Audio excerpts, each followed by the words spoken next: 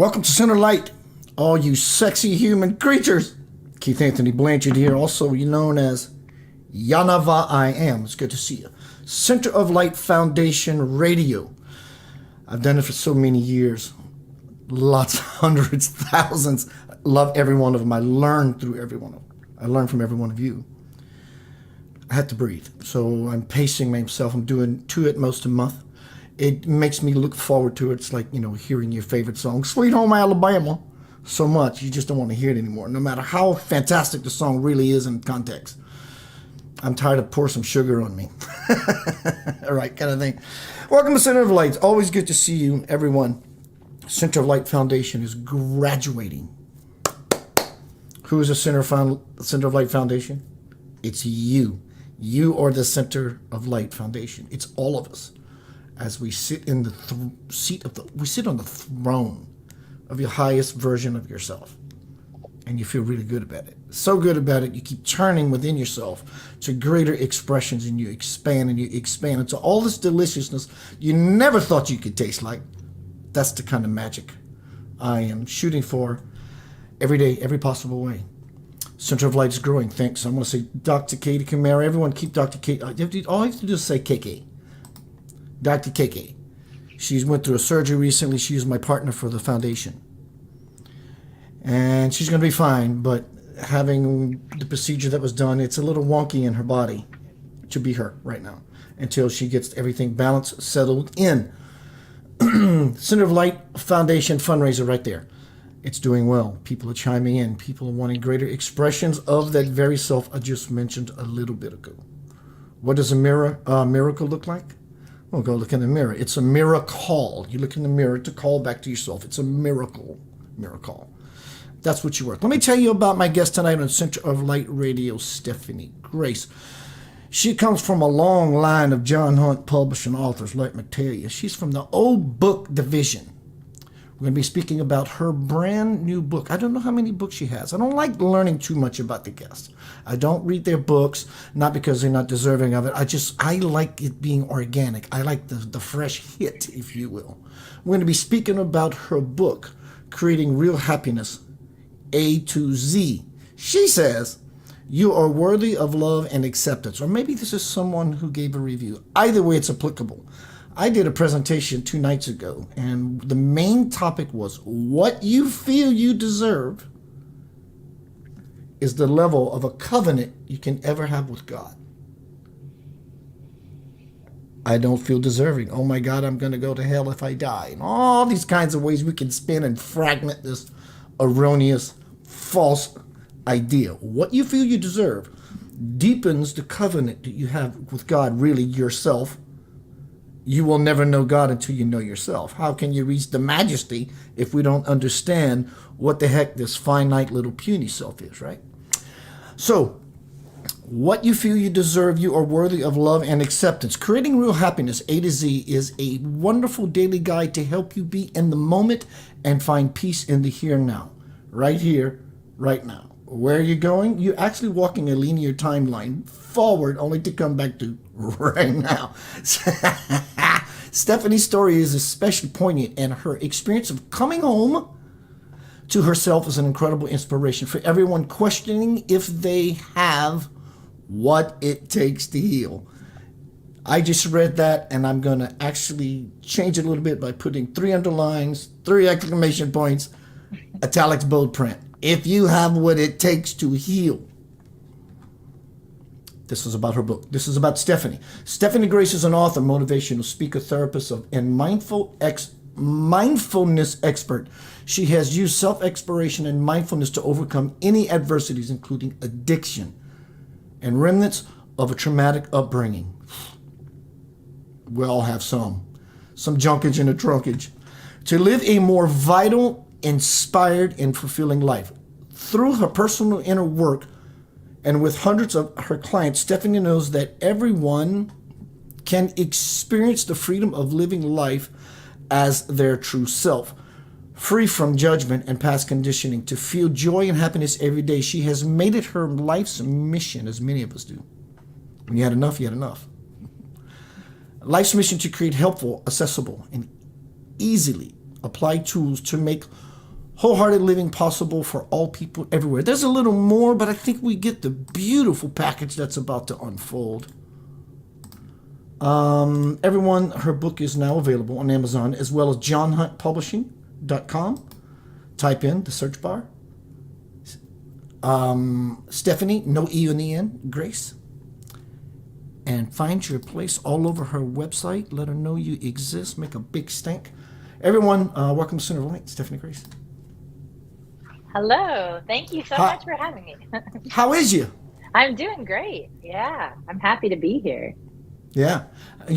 How many books do you have? I just have this one. This is my very first book. How long did it take? Writing the book didn't actually take that long. I kind of worked on it a little bit over a year or two, and but the part that's the trickiest is finding a publisher, and then once you get a publisher, is that process takes a year. So it's been about 3 years since I wrote this book. Why a book? You using the bathroom one day, you're cooking food or driving in your car, and I think I'm going to write a book. Did this happen for you? I'm assuming, like me and many of we come into this state of self-realization, at least our damnedest to walk the bravery to walk such a path, is because of things were just really wonky and not good for you. Would that be a true statement? That is true. Yeah, that is a true statement for me as well. Yeah. I had a really challenging upbringing and faced a lot of difficulty and adversity, which brought me to my own path of spirituality and self-growth. And that led me to wanting to be a counselor, to bring what I learned to others. And then I reached a point where I felt like I wanted to reach more people. I felt like I wanted to do more than just one-on-one. And so I decided to write a book. And so my book, Creating Real Happiness A to Z, is basically all the things that have worked for me in my own life, and then the things that I've been able to help others with in their lives. I put it all into a nice little approachable book to hopefully reach more people and inspire others. Would this be a true statement at the beginning? How long ago did this change in direction start? How long ago was that for you? 15 years, 12 years? Something? You mean in terms of me doing my own spiritual work? Becoming conscious. Becoming conscious started. Yeah, changing the path. Yeah, well, interestingly enough, I have always been this voracious seeker. As early as I can remember, I've been interested in spirituality and religion, Buddhism. And I would say I started on that path, right?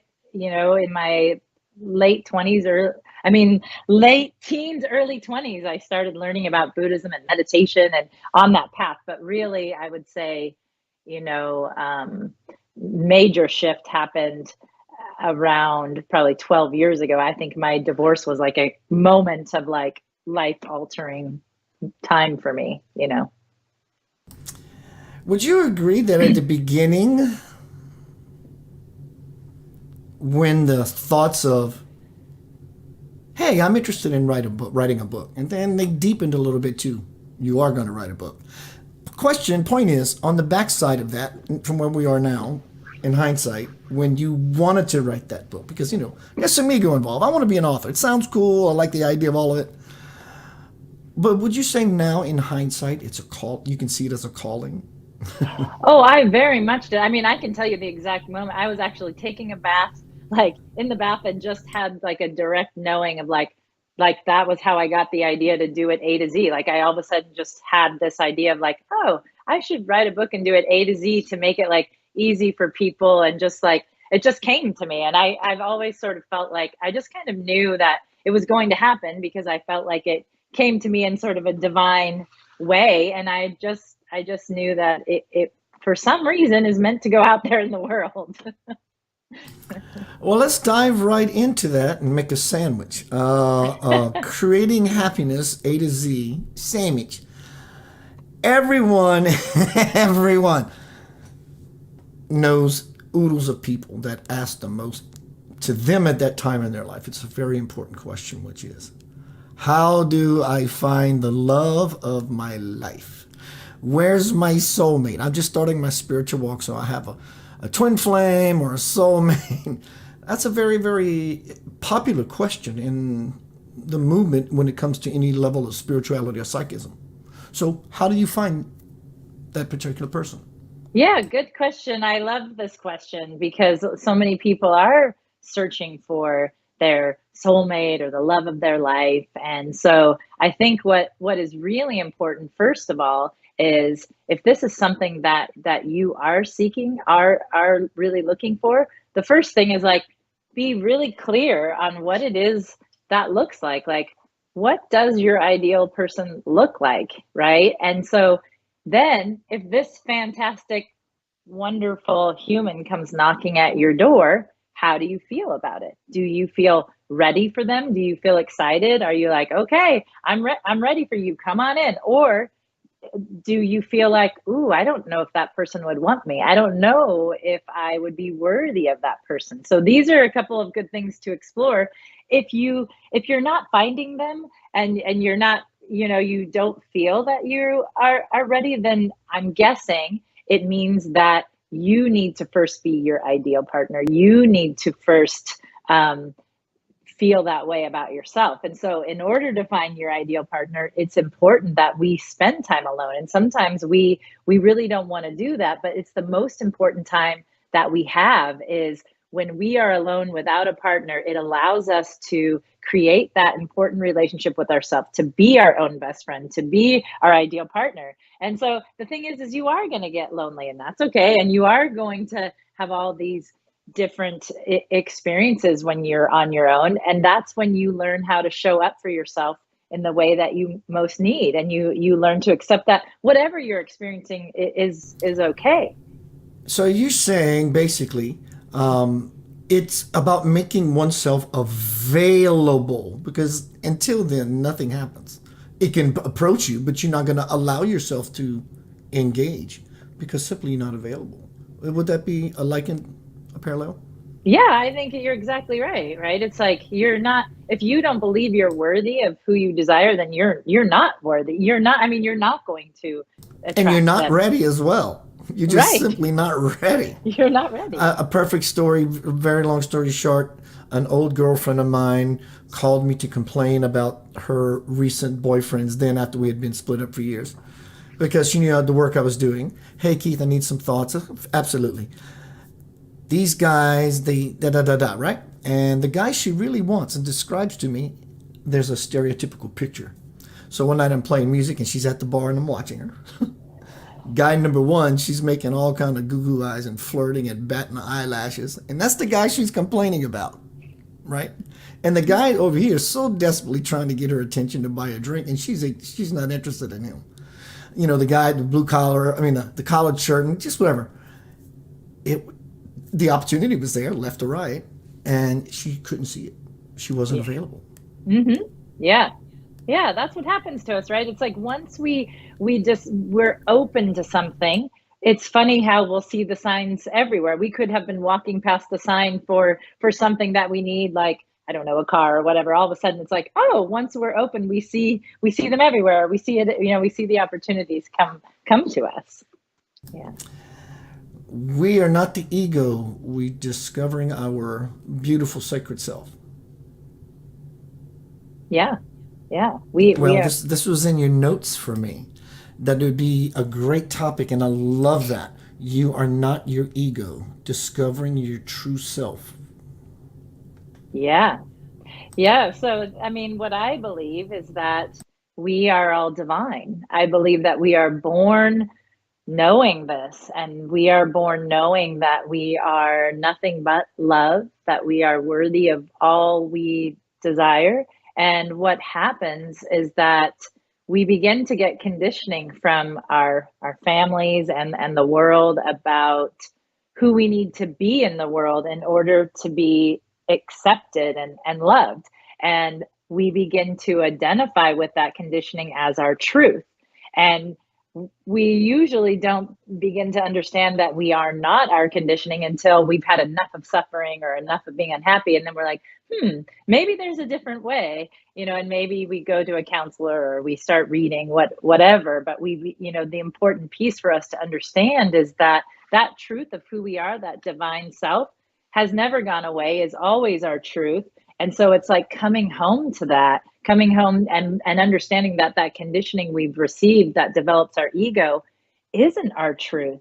And how could something that is so mean and, often criticizing us be our truth?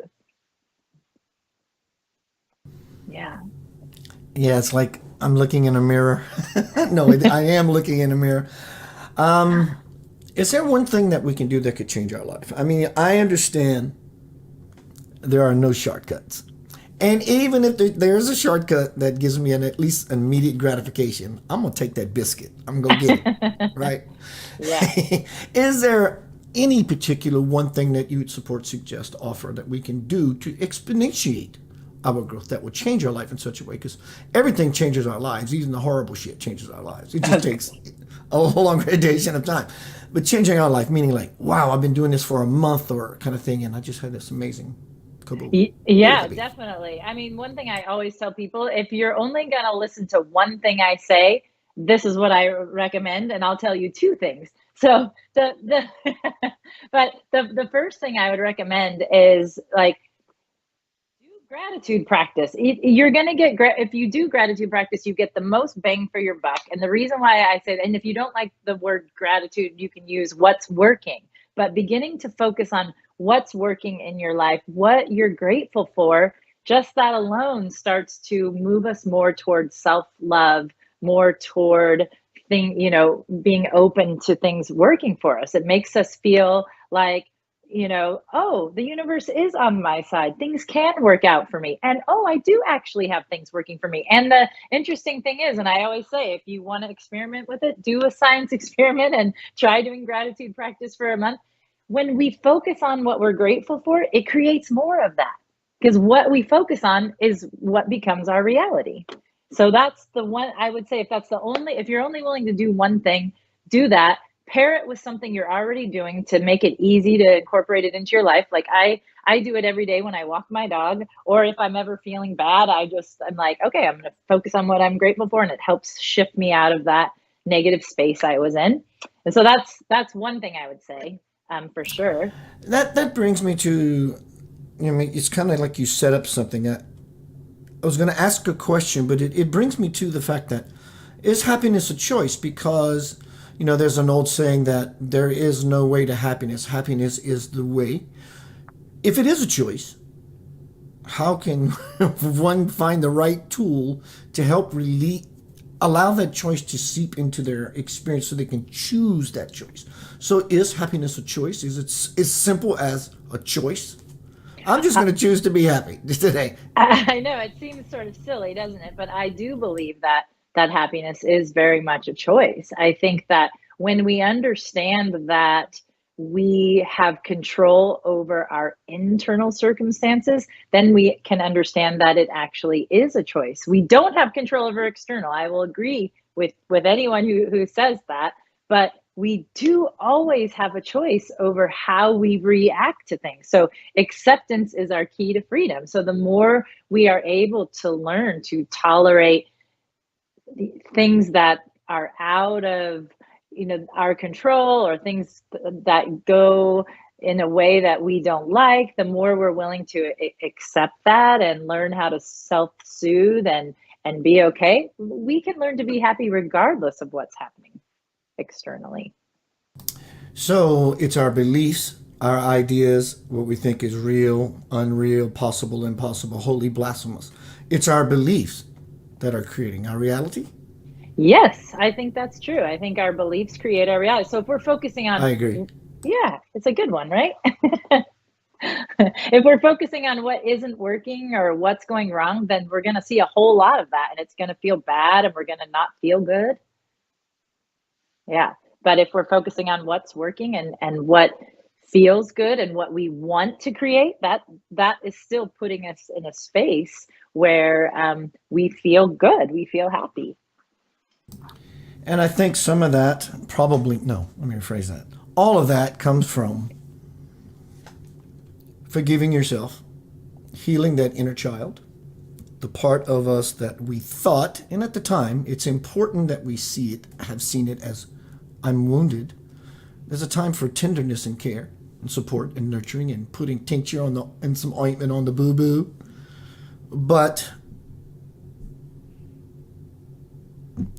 for me, the way I healed my inner child was I screamed even louder than I did as a kid, as loud as I was able to scream. But through expression, I don't give a shit. I care, but I don't give a shit. I care about each and every one. I care about everything that happens. That's the way I express myself and say, I just don't give a shit. I don't care about frivolous, nonsensical things. And everybody has their healing way. I had many, we all have experiences, but for mine, lost a sister. We all lose loved ones, be it in relationship or earthly. But my way was being even more rambunctious, to expressing, to realize that it is okay, that I play as hard as I want to play. And then when I reached that level finally, it broke. And I started my descent back into the seat instead of being so active and try to get and acquire something. How was that for you, dear? In terms of my healing journey, Trauma, the inner child. yeah, very similar. I think that it really was about recognizing that I had a wounded inner child, and that I needed to be able to come and show up for myself as my parent, as my best friend. And no matter what I'm feeling, right? It's understanding that it's okay. But the tricky thing is when we're taught that our needs or our feelings are unacceptable, or people don't have, the time for them, we start doing that to ourselves as well. So it's like when those wounded parts of us show up, we feel ashamed of them, or we feel like we don't like it when they show up, and so we want to put them away. But the key is to be able to accept all parts of us, the parts of us that show up that are needy, or just bring us shame. Those parts deserve our love and attention just as much as the parts of us that we feel good about showing to the world, the parts that we're proud of. But it's like once we can see that those wounded parts that show up deserve acceptance, and then we can begin to attend to them and not feel bad when we need to advocate for ourselves with another person, like in a relationship, like with a partner or something. It's like, we're like, no, it's okay that this is a need of mine, that I had this experience as a child or growing up, and it's made this a trigger for me. And so I need to take care of myself in this way. And once we're able to do that, it helps us heal. How good are you with triggers? How good are you with triggers? I'm really good at it. Years ago, I was a quick draw. Now it's like, of course, something may catch you off guard. It's like, whoa, what was that? I don't necessarily like it, and I don't have to like it. I'm good. Exactly. How are you with triggers? Same way? You got it. That's exactly. I mean, it's painful, isn't it? I mean, whenever, of course, we don't like it when we get triggered, because something's pushing on something that still needs a little bit of healing, and it's always painful. But it's like once we can recognize what's happening, then, like you said, we can sit with it, breathe, feel the pain, and understand what caused it and what we need, and then we don't have to put it on other people. But that initial sting, that initial punch in the sternum, that's the point. We put it on the other person immediately, as soon as it happens. That's why it's called triggered. You triggered me. Because without the other you, there would be no trigger. You'd just be sitting by yourself on the park bench feeding pigeons. Exactly. Yeah. So it's about accepting oneself, just falling into acceptance, forgiving, and actually taking it beyond.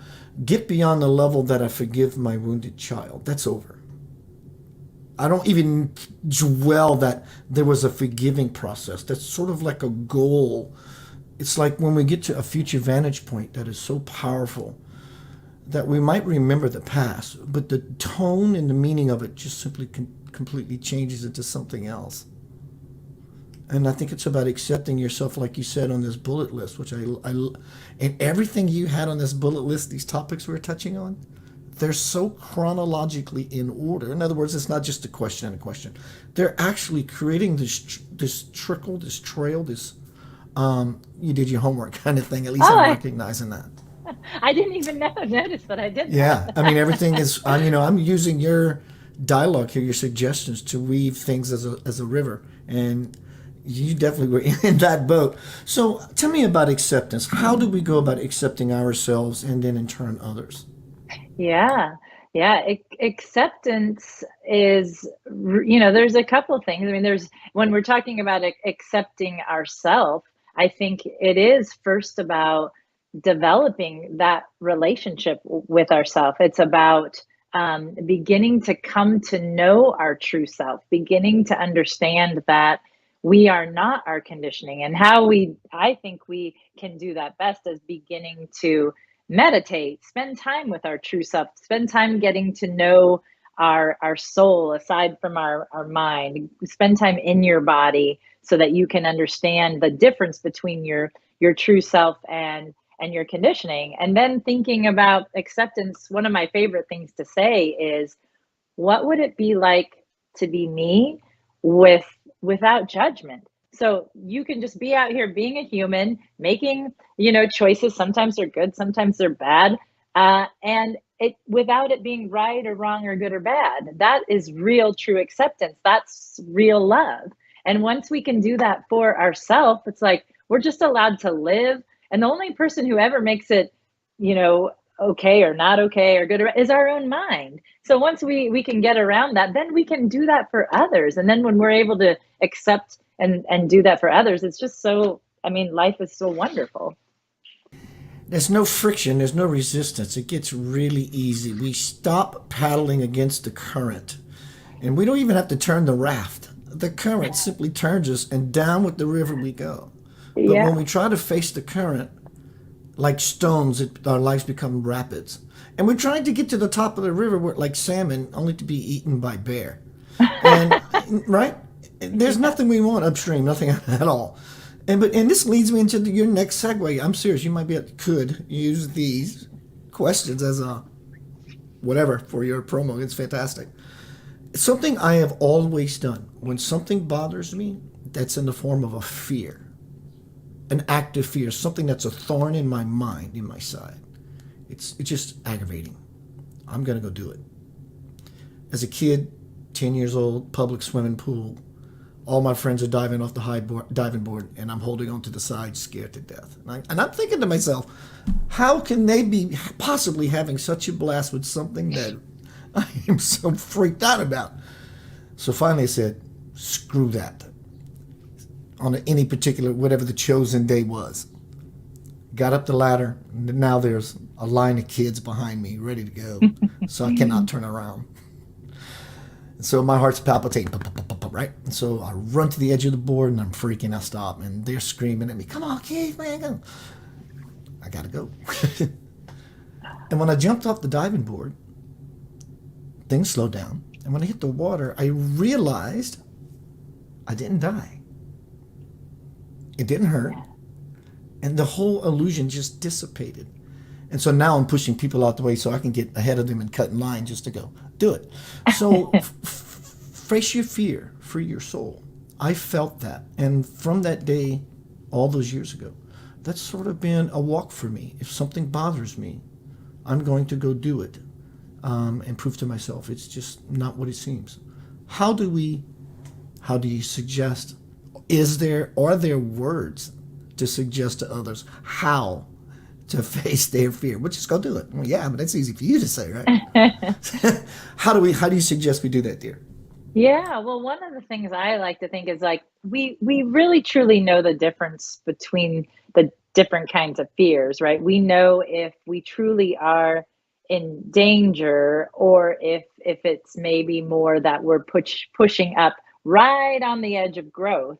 And so when we know that it's about, going outside our comfort zone, then what I think is that we can start to think of fear as our friend. We can start to get a little bit excited when we feel fearful because we know it means we're leveling up. It means we're growing. We're right on our comfort zone. And the thing to think about is that we're in good company when we're in fear because nobody does anything fantastic or wonderful in this world without fear. Nobody. And so you can know that fear is normal. It's something that you can teach yourself to be okay, to be our best selves, to get to become our highest best selves, we do have to get comfortable being uncomfortable. And it's like, we can, even though we have fear, we can tell ourselves it's normal. Everyone feels this way when they're up on their comfort zone, and we can take small steps in spite of our fear. We can do it. And the biggest thing is finding what's the smallest step I can take in this direction, and still make a movement. We can take really small steps. Yeah. When I love what you said, just love it. When you're gonna have, there's no way. You're going to have to become uncomfortable. You can choose that now and be ahead of the game, or it's going to choose you and you will be one step behind as it leads you versus you leading it. Yeah. You have to get uncomfortable. Yep. But what happens, as Stephanie said, I would like to echo, is that when you move into the fear, it's going to feel wonky. Oh, this feels so sticky and icky. And then you realize about 30 seconds later, you're going, wait a minute. This is not so bad. This is what I thought it was. Not only are you really getting comfortable and being uncomfortable, those two images shatter. And now you're closer to the real aspect of your soul because you're no longer bound by the duality of a this or a that. Yeah. This is the work that Stephanie has been describing, and many teachers today are saying. They're not just telling you that because it's something they read. Somewhere along this teacher lineage line, people had to experience these levels of reality. And myself, many of you, and people that I bring into this forum are doing just that. And when we begin to connect the 100 monkeys, we all got a monkey in the head. So when the collective monkey gets the ooh, ooh, ah, ah. So it's about self-forgiveness. I talk about often, Stephanie, that these monks in the Himalayas, ascetics, Sikhs, yogis, they go into caves to forgive the people who've wronged them. They go into caves. They stay in there to forgive who they've wronged themselves about. They forgive others who've wronged others and the others who've wronged all the others. In Hawaii, there's a practice called ho'oponopono, which is the art practice of not only forgiving yourself and those who've wronged you and how you've done them, it's forgiving everything. Is this the self-forgiveness you were talking about in your notes? Oh, it's funny because Ho'oponopono is something that I included in my book. Um, Funny that you mentioned that, but the thing, forgiveness of anybody is about self-love. Because if you think about it, carrying around resentment or pains from things that have been done to you isn't impacting anybody else. It's impacting you. So you freeing yourself from anything that have happened to you, and being able to forgive somebody or yourself is clearing yourself out. It's clearing yourself out so that you don't have that suffering, and so that you can have higher vibration, energy in your body. But there are a couple of things in terms of forgiveness that I think is really helpful. I mean, there are two important steps. In order to be able to forgive someone, you have to know who you are. You have to know that you are lovable and worthy, and accept yourself as you are. Once you're able to do this, then it allows you to not take other people's behavior personally. It allows you to understand that somebody's behavior doesn't get to mean anything about you. But it's hard for us to forgive when we are attached to someone's behavior, when we feel like, well, if this person shows up for me in this way, it means they love me. Or if they do this to me, it means I'm not lovable or they don't love me. And so that's why that piece of learning self-love and acceptance is important, so that we can detach from other people's behavior. Then it's easier for us to be able to understand, and the other thing is once we have that piece in terms of knowing our own worth, then we can utilize a little bit of empathy in terms of like, well, why do they show up that way? Why do they have that behavior? And we can see that, oh, okay, well, they had this sort of childhood, they've had these experiences. This is why they show up that way. And their behaviors based on their conditioning has nothing to do with me and doesn't get to mean anything about me, even though, of course, it often feels personal, right? Yeah. You and I are so much alike, even as I'm going through this Word document and feeling the interview out so I can play good host, right? I'm just watching this flow between you and I's dialogue, how you stepping out. I can hear your volume of your voice starting to decay. And, we got this shake hands, kind of sort of like a dance going on. But another bullet point I come to is open your heart, live your life. It's like grab your metaphorical spiritual hands and peel this thing open. And the word I use is vulnerability. Ah, Passion. You need the fire. You need the God, the creative source. And we need clarity so that when the light moves, there's nothing in the way, nothing gets encumbered and projects an erroneous reality. And then you take action with the backbone. But so we have passion, sincerity. I mean it. I'm serious about this thing that I'm interested in. And then humility.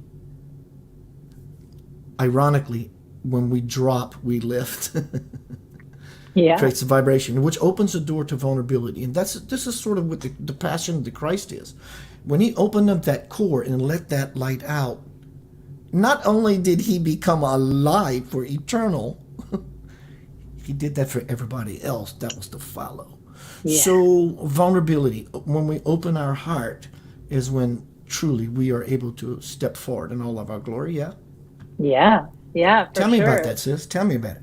Yeah, well, what you're saying is true, is that when we are open and vulnerable, yes, it's scary and a little bit dangerous because we can get hurt, but also we get to experience all the great things in life. We get to experience love and passion, and we get to allow ourselves to we get to validate our experiences. If we are closing ourselves off because we've been hurt or we've had, abuse, any of those things to keep ourselves safe, I mean, it makes sense. It's smart to do that.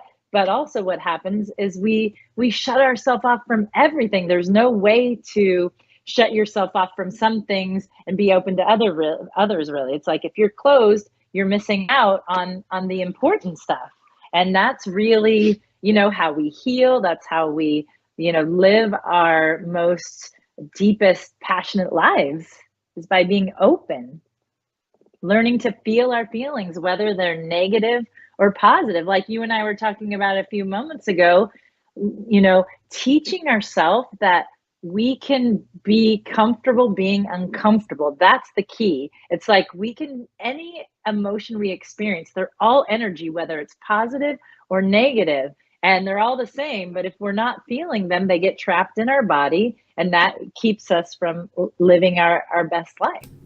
You're exactly right. And that is it. That is the key. Be okay with not being okay, and eventually you find yourself more okay than you were before.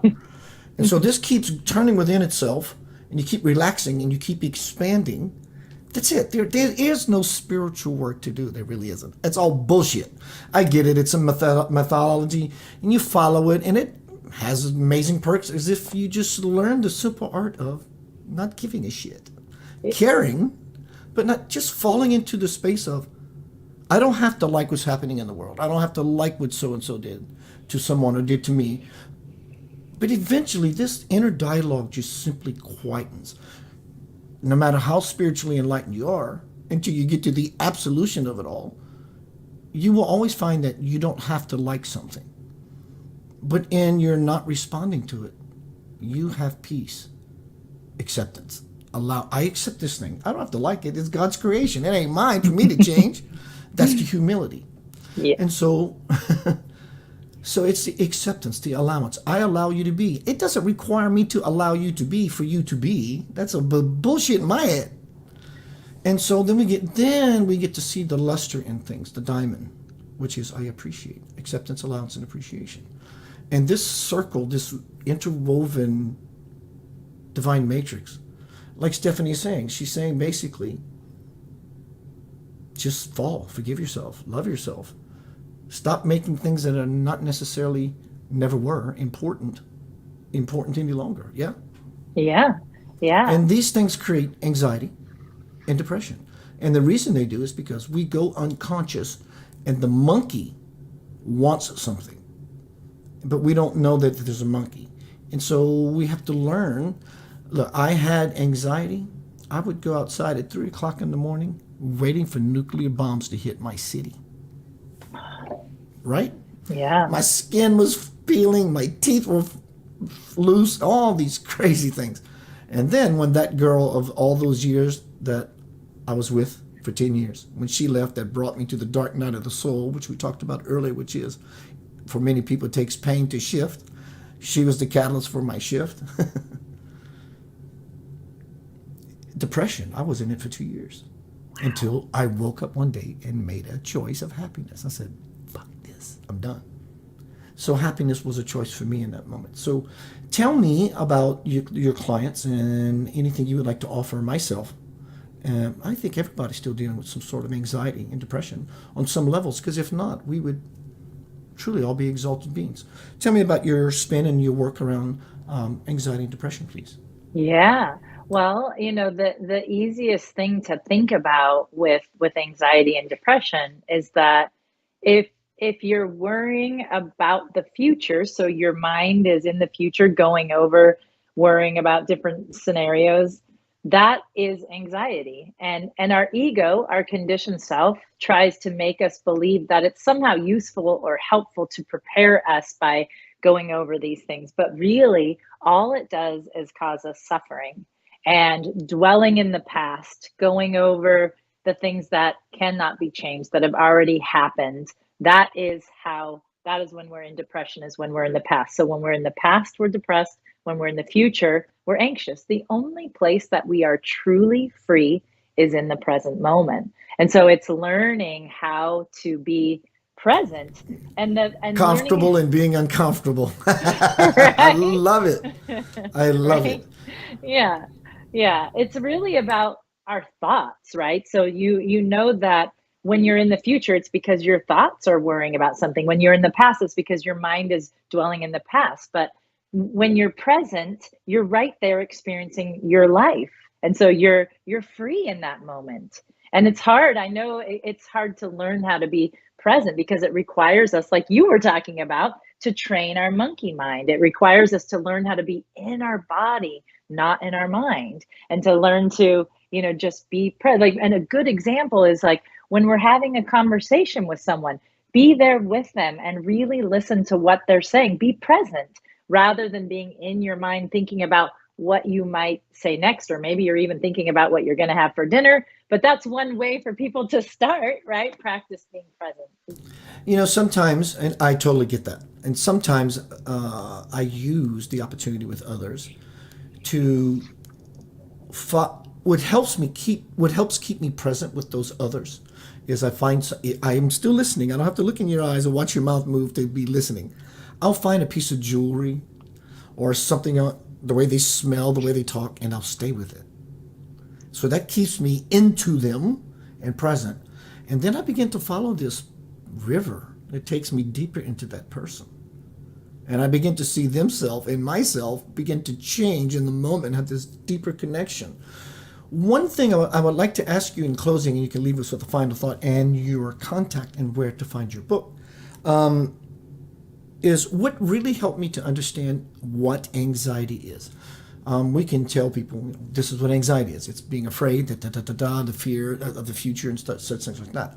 But what simplified it for me, so I was able to see the spin of the energy was that we could see anxiety as not only just being afraid. Anxiety is afraid. I'm afraid of being afraid. Mm. So it creates this ongoing biofeedback loop. For example, being a musician from all these years, I know that if you take a microphone and you put it close to a speaker, there's a feedback noise, the thing that makes everybody go, whoosh, ah. And so what's happening is the information from the microphone is going into the speaker, out of the speaker into the microphone, and it creates this loop, and it gets bigger and bigger and bigger. And that's called feedback. Well, with anxiety, what happens is when we are not in the heart space, we're in the fear space. When this energy begins to feed back, like when you go hear a band who doesn't know what they're doing with the sound system, the body becomes biofeedbacked into an anxiety spin, and it is not fun. You're checking your pulse, you're feeling your heart, you feel stuff moving your body as if it's, there's air under your skin. It's just hell. Yeah, there's nothing worse than anxiety. I mean, I'm sure there is, but it's like some of the worst suffering ever, right? Not in that Anxiety. moment. There's Oh nothing God. worse.